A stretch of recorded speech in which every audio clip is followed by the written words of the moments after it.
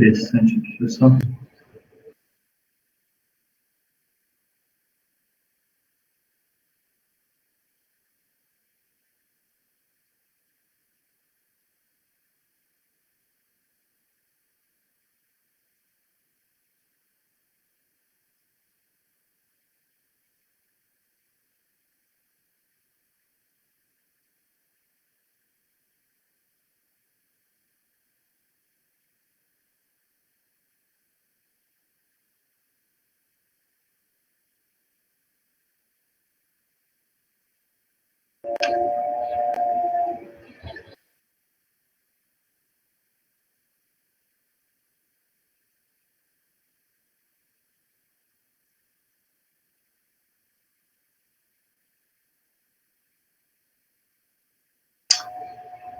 Boa noite a todos aí. Eu não estou conseguindo visualizar aí estou numa tela inteira aqui. Peço desculpa aí pelo atraso, mas a minha internet resolveu dar problema na hora que eu mais precisei dela, né? Geralmente eu atendo vocês no consultório, né? Eu fico lá no consultório e aguardo para dar horário, que são as quartas-feiras, mas hoje, como eu dou aula, eu estou em outro local e tive um probleminha com a internet aí por causa de uma chuva forte aqui em Barbacena. Mas agora restabeleceu. Então, vamos lá. Se vocês tiverem problema para ouvir, alguma coisa assim, vocês me avisam, tá? Quem tiver, como eu atrasei, eu sou muito sensível a isso, quem tiver algum compromisso às 18, só me avisa aqui, tá? No aplicativo, pelo WhatsApp, que eu já sei que precisou sair por algum motivo, tá? Mas vamos tentar ver se a gente faz o quanto antes para a gente cumprir esse cronograma, tá? Nós vamos ter mais essa aula, depois a semana que vem eu tenho uma aula um pouquinho mais longa com vocês, a gente finaliza, tá joia? Eu vou fazer uma revisão completa na semana que vem, nós vamos fazer uma revisão desde posicionamento, hiperinsuflação, nós vamos repetir aquilo um pouquinho, mas de forma mais rápida, para que a gente possa não esquecer de alguns conceitos que são básicos, tá bom? Então, eu queria apresentar para vocês hoje 2 casos, e a apresentação desses casos tem um sentido. Eu acho que quando você vê um caso clínico, né, discute um caso e depois vem a apresentação da imagem, vocês fixam mais e conseguem ver como que aquela informação que a gente falou antes se aplica na prática clínica, né? Então, esse é um caso rapidinho aqui, admitido pelo serviço de emergência devido a dispneia moderados esforços, com início a 2 meses, com piora para a dispneia de repouso, associado a tosse não produtiva, sibilos e dor torácica em região posterior direita, nega febre, expectoração e emagrecimento.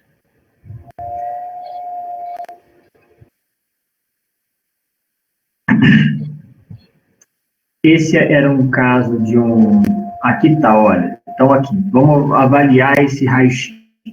Primeira coisa, a identificação, depois a gente olha para o abdômen inferior, depois acabouço ósseo, depois a gente avalia o mediastino, não é isso? E compara um pulmão com o outro. Mas antes, para ver se a técnica do raio-x está legal, a gente tenta traçar uma linha imaginária, ver se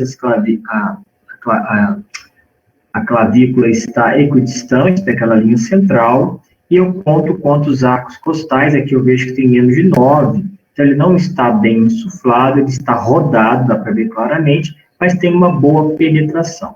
Então, quando eu faço essa comparação no abdômen inferior, eu vejo que os seios costrofêmicos estão preservados, mas parece ter uma retificação de cúpula, compatível com aquele paciente que fuma, né? Eu vejo que não tem nenhuma alteração ou dreno na caixa torácica, o mediastino eu não consigo ver mais a traqueia, mas provavelmente os brônquios fônicos direito e esquerdo estão aqui, né? E eu vejo que tem um alargamento do mediastino, e aqui tem focos, múltiplos focos, né, de consolidação. Esse paciente era um paciente com uma pneumonia bilateral e insuficiência respiratória. Eu trouxe essa imagem aqui só para que vocês possam ver. Se a gente fizesse uma tomografia, provavelmente tinha sinais de hiperinsuflação, enfisema, que não dá para ver aqui, apesar de eu não ver aumento dos espaços intercostais, mas esse raio-x não foi insuflado, né? Mas se a gente pudesse ter um perfil, poderia nos auxiliar muito nesse diagnóstico. Tá aqui, ó. Então, eu vejo que eu tenho um aumento do diâmetro anteroposterior, tá vendo? Aqui mostra que tem sinais de hiperinsuflação pulmonar. Mas o objetivo da apresentação de hoje era a gente comentar um pouquinho sobre esse caso aqui, ó. É um caso um pouquinho mais longo, é um caso que foi apresentado na época de residência. Eu até que apresentei esse caso, foi um caso meu, e existe até hoje, chama Pizza Clínica, é da pneumologia, onde se reúne os 3 serviços de pneumologia de São Paulo, a Santa Casa, a USP e a Unifesp, e a gente faz discussões de cada semana de um grupo, né, junto com a Sociedade de Pneumologia Paulista. Então, vamos lá, uma paciente de sexo feminino, 54 anos, branca, casada, moradora de São Paulo, febre, tosse seca e cansaço há 5 dias, após ida a Caraguatatuba, na casa de praia, onde tinha muitos pernilongos. Procurou pronto-socorro sendo diagnosticada com pneumonia adquirida na comunidade, iniciado levofloxacino, 500 mg, uma vez ao dia. Após 3 dias, sem melhora clínica, retornou ao pronto-socorro. Então, para a gente não esquecer, 54 anos, tosse, seca, febre e dispneia 5 dias após ir para a praia, procurou pronto-socorro e foi feito um diagnóstico de pneumonia, iniciado levofloxacino. Antecedentes pessoais dessa paciente, ela tinha uma vasculite, né, tratado com corticoide, e sem realização de biópsia. Trabalhava em loja de imóveis, função administrativa, negava tabagismo, uso de drogas ou qualquer outra medicação. O exame físico, o que chamava atenção é que ela era orientada, mas que ela estava febril, com temperatura de 38, sem linfonodos palpáveis, uma saturação um pouco mais baixa, uma pressão arterial sistêmica de 12 por 120 por 80 milímetros de Hg.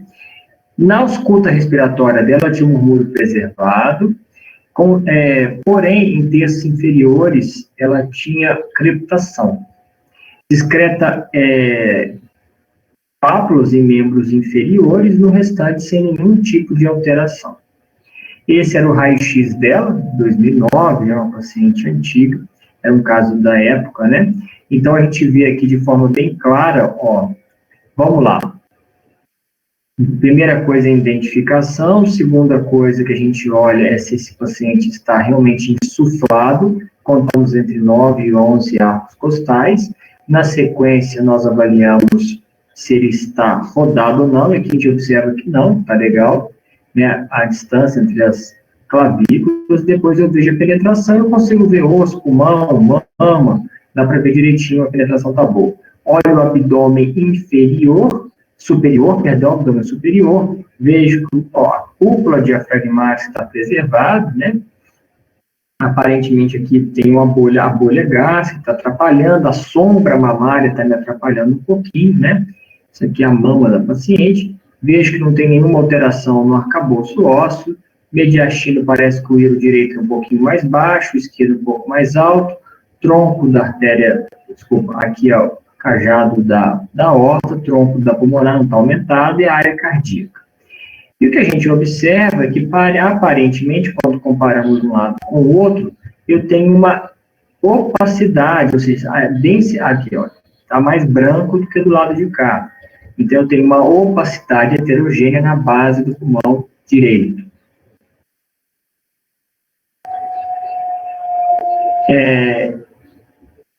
Deixa eu só voltar aqui, perdão. Esse é no dia 5, quando ela procurou o pronto-socorro iniciado. Esse é no dia 9, que ela retornou, né? Parece que essa opacidade até piorou um pouquinho mais.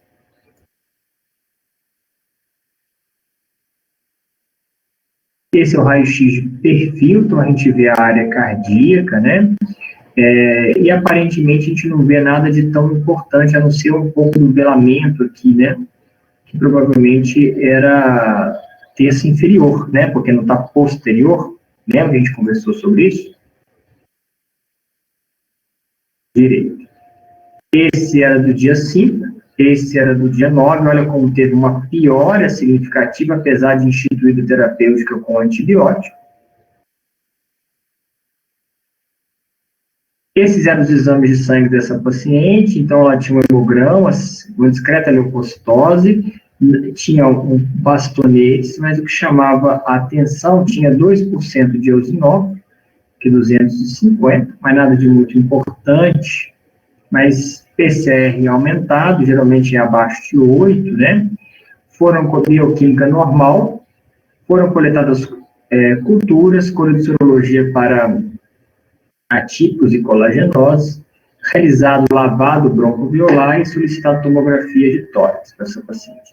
Lembrando que essa paciente foi de um hospital que chama Samaritana, em São Paulo, então é um hospital de alto padrão, então ela tinha uma condição clínica, uma condição de plano e médica muito boa, por isso que foi tudo sendo realizado de forma bem rápida.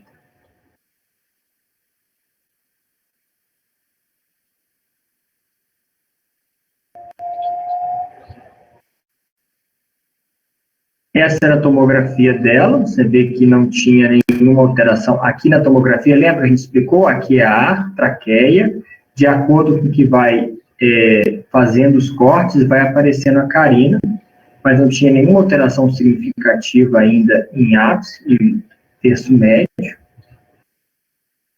Nossa, a internet está...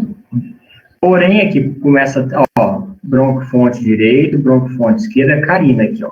Aqui já está separado os brônquios, né? E a gente começa a ver que está indo para a base do pulmão, e também é possível ver isso até por conta da parte posterior, né, da veia. E aqui a gente começa a ver na tomografia de forma mais evidente, um infiltrado até bilateral. Eu nem tinha visto nenhuma alteração à esquerda, mas na tomografia a gente começa a ver que realmente tem alteração ou uma consolidação bilateral.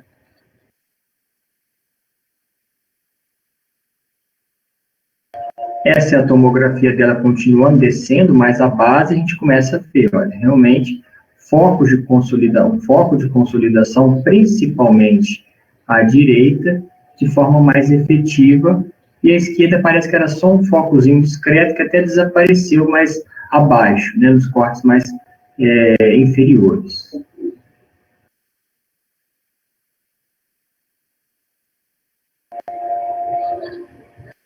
Aqui um zoom para que vocês possam ver. A gente consegue ver aqui uma consolidação, às vezes um broncogramas aéreos, né? Então, foco, alterações até, a gente poderia até falar um pouco de alteração em vidro fosco, intersticiais.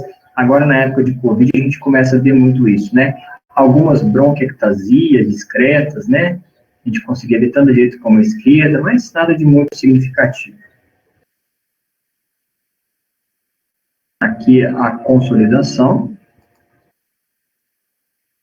Como era uma pizza, a gente sempre parava e aí nesse intervalo as pessoas opinavam, enquanto isso tinha um rodízio de pizza. Era muito divertido e era bem didático, sabe? As pessoas gostavam de ir, era bem bacana.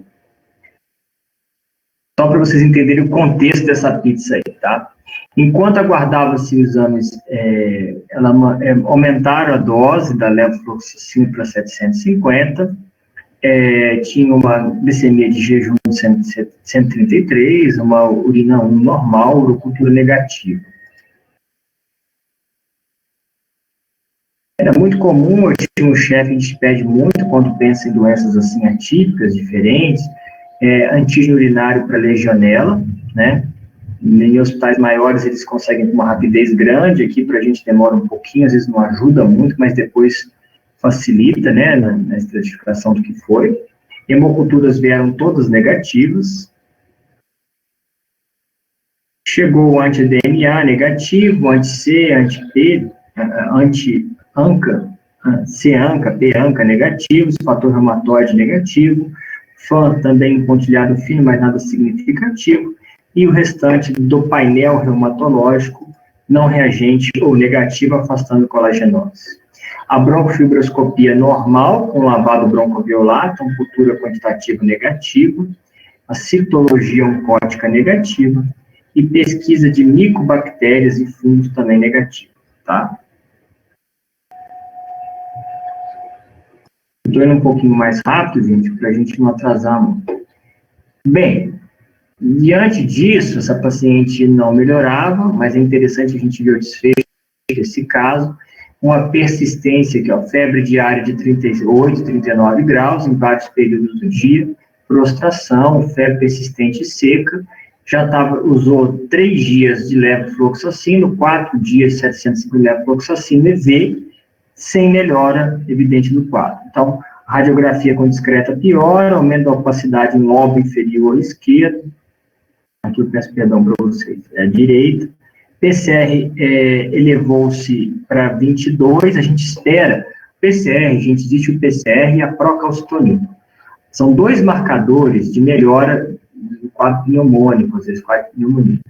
Quando a gente pede o PCR, e depois de alguns dias, 2, 3 dias, a gente pede um novo PCR, eu espero que ele tenha caído pela metade ou tenha normalizado. É sinal que o antibiótico está funcionando. Um PCR aumentando a iminência de tratamento é porque tem alguma falha ou não identificado a patologia correta. O hemograma estava muito semelhante ao da entrada, né? Então, aí optaram por pegar com chumbo grosso, né? Entraram com MPNEM e nimesolida, perdão. Solicitado novos exames, solicitado nova broncoscopia com biópsia transbrônica, para achar os resultados. Aí, esses antibióticos são de amplo espectro, e aí, novamente, a gente para pensar, se alguém quiser comentar alguma coisa, quiser comentar algum provável diagnóstico, o microfone pode estar à disposição para isso, vocês podem interromper a qualquer momento. HIV negativo, parasitológico negativo, porque ela tinha uma eosinofilia, ficaram preocupados, né? Pensando até também existe uma condição de tosse seca, mas isso é muito mais crônico, que é um Lanpher, né? É uma eosinofilia periférica e faz um ciclo pulmonar, verminose e da tosse, né? Sorologia para dengue, na ocasião, isso era comum, a gente ficar muito atento a isso, também negativa, por conta da história de perinoma, praia. E a broncoscopia, novamente, chegou normal, e o lavado broncoalveolar veio negativo para as culturas quantitativas, negativo para a citologia oncótica, pesquisa de micobactérias e fungos negativas, pesquisa para pneumocistose, né? Pneumociste negativa, pesquisa de estrongiloides negativa, CMV negativa e toxoplasmose também negativa, então tudo foi pensado nessa paciente. O diagnóstico diferencial, a gente sabe que a gente pode pegar o lavado broncoalveolar e olhar neutrófilos, linfócitos, eosinófilos, macrófagos. Geralmente, quando eu tenho uma linfocitose, a gente pensa muito em tuberculose, né? Os eosinófilos dentro da normalidade, um pouquinho mais aumentado, mas nada muito específico para pensar em alguma doença diferente. Novamente, te dá uma pausa e tenta pensar no que poderia ser. Então, uma paciente com uma opacidade, usando antibióticos amplos e que não está tendo uma melhora significativa, né?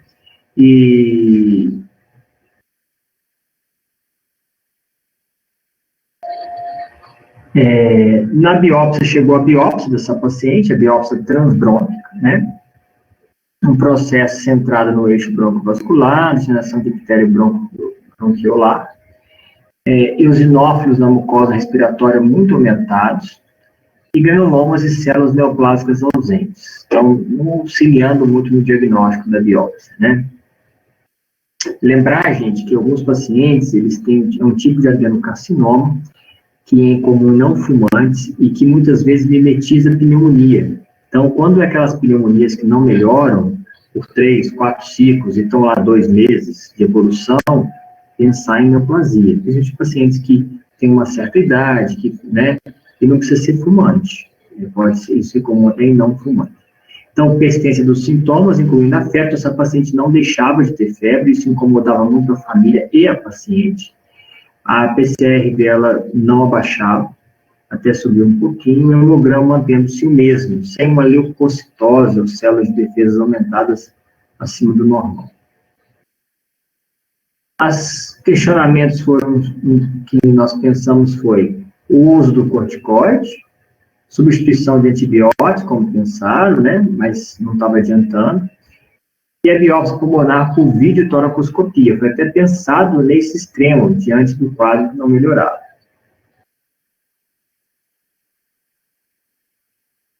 Biópsia pulmonar por videotoracoscopia, coleta de líquido pleural durante a cirurgia, então foi feito esse processo. Líquido pleural tinha o exudato, né? Pensando realmente em alguma coisa inflamatória, infecciosa, né? Pesquisa de micobactérias e fungos negativas, ADA é um marcador muito sensível de tuberculose pleural, bem negativo, culturas negativas, e células neoplásicas novamente negativas. O diferencial, novamente, aí, muito parecido com o anterior, mostrando um pouquinho mais de linfócitos, mas também não ajudava a gente no diagnóstico diferencial. O fragmento dessa biópsia agora, maior, mais direcionada, veio com uma pneumonia organizante, lesão pulmonar subaguda em organização com eosinofilia, e a possibilidade ficou com uma pneumonia eosinofílica crônica, síndrome de Churg-Strauss, reação de hipersensibilidade e parasitose com ciclo pulmonar. Foi as hipóteses diagnósticas. Nova anamnese pela exposição química foi levantada, o paciente informava que o irmão usa nos móveis, no piso da residência da praia, um inseticida líquido. Frequentemente fazia essas aplicações, o caseiro da praia, que eles tinham um dia antes de chegarem, aplicava esse inseticida.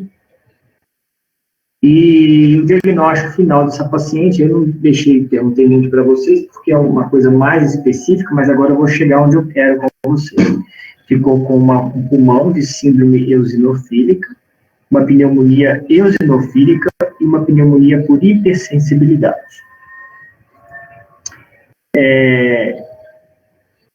Foi iniciado, e eu vou explicar o que é cada um desses, vamos lá, são doenças intersticiais, né, que às vezes algumas fazem focos de consolidação, fazem aquelas imagens de vidro fosco, fazem aquelas alterações de consolidação mais evidentes, eu vou mostrar daqui a pouquinho.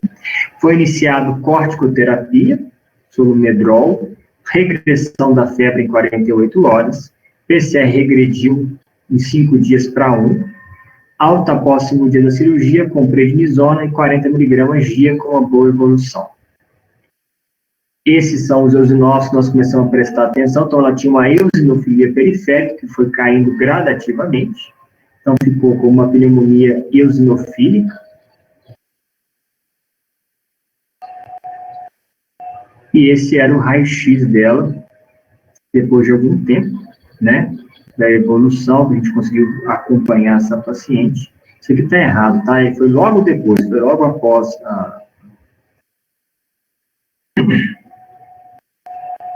em 2009, tá vendo? Com uma melhora significativa da lesão, tá? Então, aqui é em 9/1, e depois, quase 2 meses depois, a evolução satisfatória dessa lesão na base pulmonar. Então, gente, eu trouxe isso aqui para vocês porque a gente fica muito preso em achar que tudo é pneumonia, tudo é um derrame pleural, tudo é infecção bacteriana, e muitas vezes a gente tem essas doenças, e hoje, com o advento das tomografias de alta resolução, nós temos muitas doenças do intestino, muitas doenças pulmonares diferentes, que fazem consolidação e que a gente não consegue diferenciar. Mesmo na tomografia, o padrão, às vezes, não é sugestivo de uma determinada doença. Então, eu trouxe esse caso, parece ser um caso difícil, e é um caso muito difícil até para o especialista, mas para que vocês tenham a noção de que em radiologia torácica, só a imagem não ajuda, aquela alteração daquela imagem não é patognomônica, não é certeza de uma determinada doença. Então, muitas vezes eu tenho uma consolidação, como eu sempre falo para vocês, eu tenho que interpretar aquele raio-x com aquela lesão. Agora, falar que doença, eu preciso da história clínica, eu preciso do exame físico. Então, novamente, esse caso só foi aventada essa possibilidade depois de uma biópsia, aí que retornaram para a história clínica para poder identificar esse fator ocupacional, né? Ocupacional não, perdão, de exposição, tá? Então, eu deixo isso aí, é um caso um pouquinho mais elaborado, mas para que vocês entendam que eu também tenho doenças que não são só pneumonias, que não é só DPOC, asma, ou TEP, tromboembolia pulmonar, e é isso que chama bastante atenção para que vocês entendam que imagem em radiologia de tórax até o presente momento, a gente precisa muito da história clínica, tá?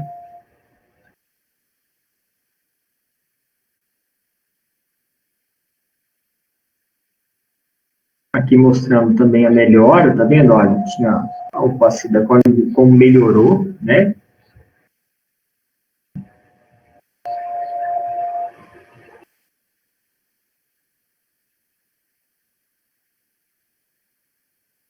A gente já conseguiu isolar depois, chama a exposição a oquiotrite, é um produto da Baia, né? Nem tudo que é da Baia é bom, né, para a gente, né? Então, no caso dela não foi nada bom. É um inseticida indicado contra baratas, moscas, só para vocês terem essa noção. A composição é a deltametrina e a ação toxicológica é a hipersensibilidade irritante a mucosas, né? Existe um serviço da USP que tem os alunos que fazem, que é uma coisa até interessante, até comentado isso algum dia, a gente tentar montar também, aqui em Barbacena, é um serviço que chama Ciatox.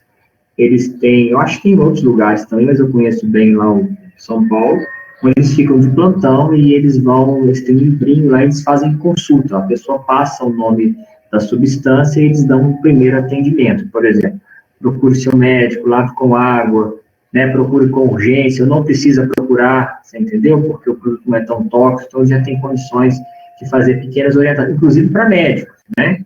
Eles têm na bula desses medicamentos os possíveis efeitos colaterais e, às vezes, o que tem que ser feito de urgência e qual a conduta imediata. É bem bacana. Isso aí a gente consultou esse pessoal com esse produto.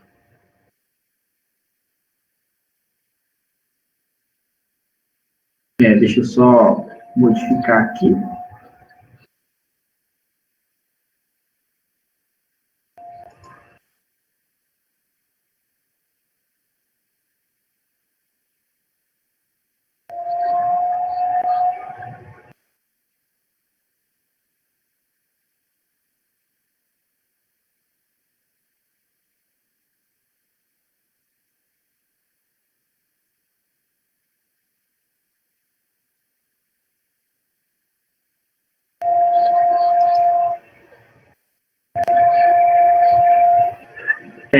Eu só queria mostrar isso aqui para vocês também, que esse caso, eu tive um caso muito semelhante ontem.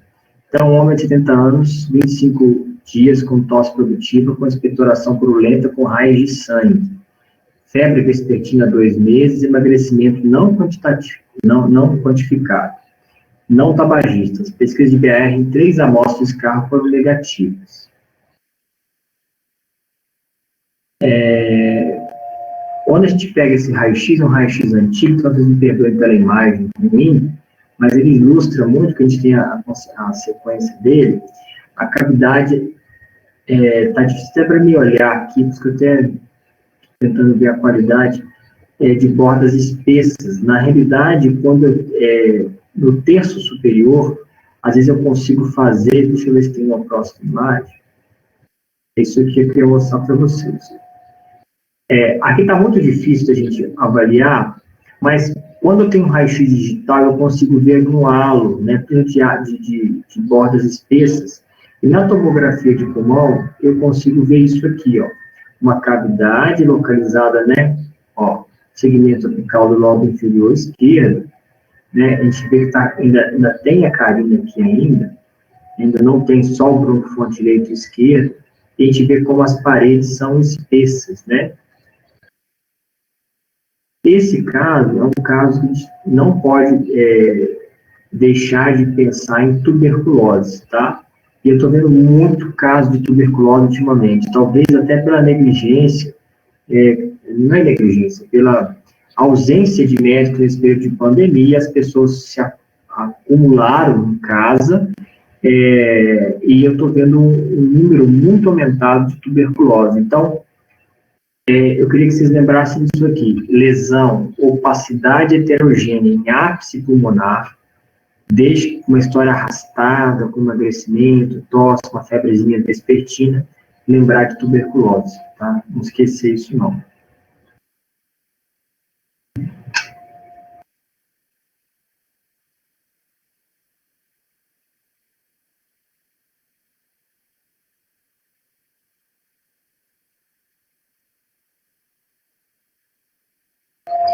Uma mulher de 28 anos de idade, eu vou fazer esse caso agora para a gente poder discutir um pouquinho, tá? Com tosse seca, febre vespertina, emagrecimento, a radiografia de tórax dada no início do quadro foi normal. Em 15 dias, o paciente evoluiu com dispneia e piora da tosse e da febre. Ele repetiu a radiografia de tórax que evidenciou isso aqui. Então, 28 anos, tosse seca, febre vespertina e emagrecimento.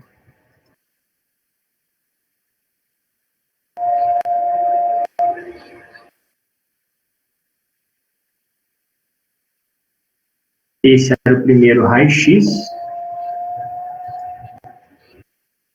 Esse era o segundo raio-x. O primeiro. Vou voltar.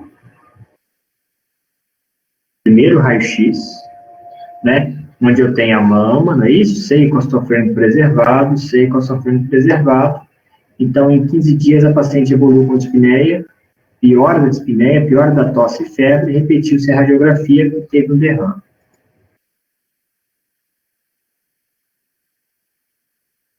Foi realizado, nesse caso, biópsia, né, pleural, a gente faz com agulhas de Cope, né, e o diagnóstico, como sempre, aqui nós temos duas formas de fazer diagnóstico.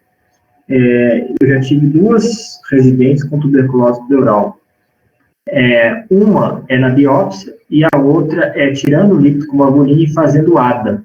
ADA altamente positivo, a gente tem que tratar com a tuberculose também. Mas se a gente aproveitar que tem um derrame volumoso, a gente entrar com a agulha de Cope e tirar fragmentos, né, não é da pleura visceral, é da parietal, tá? A gente às vezes dá diagnóstico de tuberculose, como foi o caso, que mostrou presença de granulomas, necrose cancerosa, com diagnóstico de tuberculose pleural, e o controle radiográfico aqui, a gente vai mostrar para vocês com a evolução favorável, tá? Eu estou com 7 casos de tuberculose pleural agora em atividade, todos evoluindo bem e uma evoluindo com uma resolução muito lenta, né? Provavelmente a gente vai ter que tentar fazer uma pleuroscopia.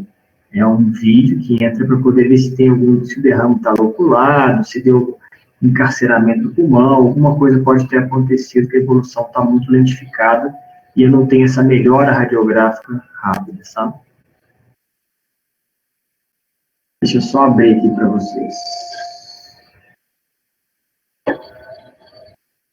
Vamos lá, gente. A gente tem um monte de casos para discutir, a gente poderia falar mais alguns, mas eu queria conversar com vocês alguma coisa, um pouquinho sobre como que eu vou fazer a avaliação de vocês, tá? Eu acho que a gente não vai dar tempo da gente, eu não sei se vocês já começaram a trabalhar nos seminários, como é que está a situação. Quem pode me falar aí?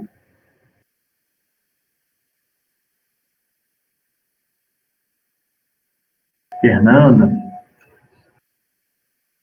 Bárbara?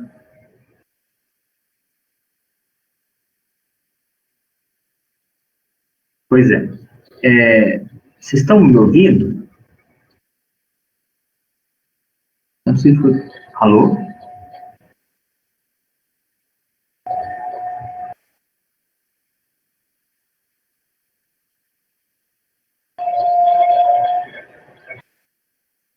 Ah, tá, perdão. Eu não estava vendo que vocês estavam. Agora eu vi aqui, eu cliquei no botão correto. Então, gente, a ideia é o seguinte: vamos fazer o seguinte. Eu sei que vocês devem estar apertados, fim de semestre, Vou fazer uma proposta para vocês, para a gente deixar esse seminário, se vocês concordarem, e eu vou fazer umas aulas para tentar buscar um pouco mais de informação, fazer uma revisão com vocês, e aí a gente encerra o módulo. Mas eu vou deixar em aberto, porque eu vou estar sempre, vocês vão ter meu contato, a gente mantém sempre essa parceria aí para poder discutir os casos, discutir raio-x, e tocando a vida de acordo com a demanda de vocês aí nos ambulatórios, nos internatos, tá bom? Então, eu acho que a gente tem duas opções. Se vocês já estiverem muito adiantados com os seminários, quiserem apresentar, alguém que já está pronto, e vai ser ótimo, vai ser excelente, nós vamos fazer. Se for dar uma demanda muito grande para vocês, um período aí, não sei como está o estresse de vocês, diante de fim de semestre, muita prova, muita aula, uma condição anômala, essa da pandemia, né, que a gente não consegue aí articular ainda, entender como criar um mecanismo aí de ensino melhor até o presente momento, eu deixo a critério de vocês, né? Lembrando que isso é uma optativa, isso não é uma matéria padrão, né? Então, a gente tem essa liberdade de criar com vocês, de achar um conjunto aí de informações. Então, não vou dar para vocês avaliação, eu acho que vocês participaram bem, a gente fez eu vou dar, sempre dava pedia para vocês, eles respondiam, e eu estava sempre avaliando aqui de uma forma mais subjetiva, né? Objetiva não é. E aí a gente finaliza dessa forma. Eu vou dar uma aula, eu gostaria que vocês estivessem presentes todos na próxima, independente de uma pessoa, infelizmente, se for um bom dia na terça para todos, eu posso, a gente vai só estender um pouquinho, e aí eu finalizo com vocês, tá? Pode ser assim? Vamos deixar, então, sem seminário, pelo que eu estou vendo aqui, o pessoal está escrevendo, a Bárbara, a Fernanda, o Pedro também não encontrou o caso, a gente deixa dessa forma, para ser uma coisa agradável, não ficar pressionando vocês, e eu faço um fechamento dessa aula, revejo alguns conceitos mais importantes, vamos fazer uma revisão na próxima aula, e aí a gente segue, e eu deixo algumas orientações para vocês, e a gente fecha o módulo. Tudo bem?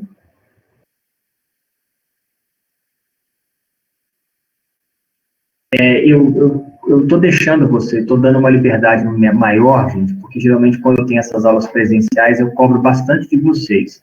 Mas é um momento muito, único, a gente nunca passou por isso. Então eu estou tentando, eu não sei como está a carga em cima de vocês, eu não sei como vocês estão lidando com essa situação aí de aulas afastadas, muita atividade prática, né? Desculpa, teórica, mas eu estou à disposição, tá? Se vocês quiserem ainda fazer mais alguma coisa, quiserem discutir mais alguma coisa, não é que acabou o módulo que a gente não pode fazer, tá? Eu vou estar aí à disposição de vocês, tá joia? Então, para finalizar hoje, e devem justificar, eu estou tentando não estender, porque muitos de vocês em períodos diferentes, então eu não quero que, às vezes não está apertado, quer assistir uma aula importante, aí não sabe se fica na minha aula, se vai para outra, fica essa coisa na cabeça, e eu acho que isso é muito ruim. De qualquer forma, eu estou tentando cumprir aí o horário, e na terça que vem, se vocês concordarem, às 7h15, a gente finaliza o módulo, ou essa optativa de sinais e sintomas, eu peço para que todos estejam presentes, se for possível. Caso não seja possível alguma prova, alguma coisa excepcional, essa pessoa entra em contato comigo, que a gente tenta ver o que dá para fazer. Combinado? Gente, obrigado pela atenção. Peço desculpa pela internet, mas voltou, ajudou a gente bastante, porque ia ficar muito apertado se não pudesse dar essa aula hoje. E aí a gente segue em frente, tá bom? Um abraço a todos e a gente vai se falando aí, tá? Como a gente tem esse contato pelo WhatsApp, qualquer observação, qualquer coisa, a gente vai se falando aqui, tá? Um abraço, gente.